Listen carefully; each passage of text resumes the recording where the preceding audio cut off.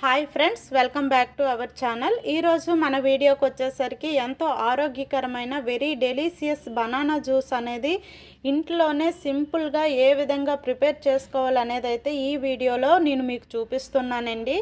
అందరూ కూడా చివరి వరకు స్కిప్ చేయకుండా అయితే ఈ వీడియోని చూడండి. చాలా ఈజీ ప్రాసెస్లో చూపిస్తున్నానండి. అయితే ముందుగా మన ఛానల్ని ఫస్ట్ టైం విజిట్ చేసిన వాళ్ళైతే ప్లీజ్ లైక్ చేసి సబ్స్క్రైబ్ అయితే చేసుకోండి. అలా చేసినట్లయితే మరికొన్ని మంచి మంచి వీడియోస్ అనేవి మీకు వస్తాయండి. అయితే మనం ఇప్పుడు వీడియోలోనికి వెళ్ళిపోదామండి.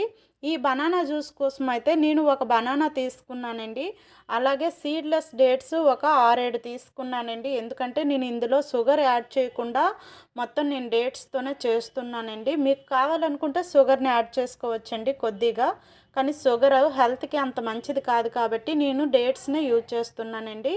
మీకు ఇంకా షుగర్ సరిపోలేదు అనుకుంటే కొద్దిగా తేనెని యాడ్ చేసుకుంటే ఇంకా టేస్టీగా ఉంటుందండి జ్యూస్ అనేది. అలాగే ఒక 300 ml మిల్క్ని అయితే నేను యాడ్ చేసుకున్నానండి. మీకు ఇంకా చిక్కగా అనిపిస్తే మరి కొద్దిగా మిల్క్ని అయితే యాడ్ చేసుకోండి.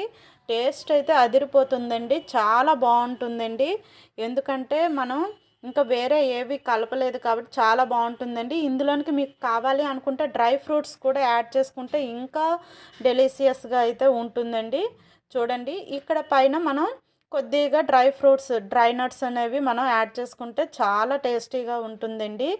ఇలా కాకుండా మనం డైరెక్ట్గా బనానా కానీ మిల్క్ అయినా ఏదైనా సరే మనం డైరెక్ట్గా తీసుకుంటే ఇంకా హెల్త్కి మంచిదండి. కానీ పిల్లలు అలా డైరెక్ట్గా తినడానికి కొంతమంది పడరు కదండి. అలాంటి వాళ్ళ కోసమే ఈ జ్యూస్ అనేది చెప్తున్నానండి.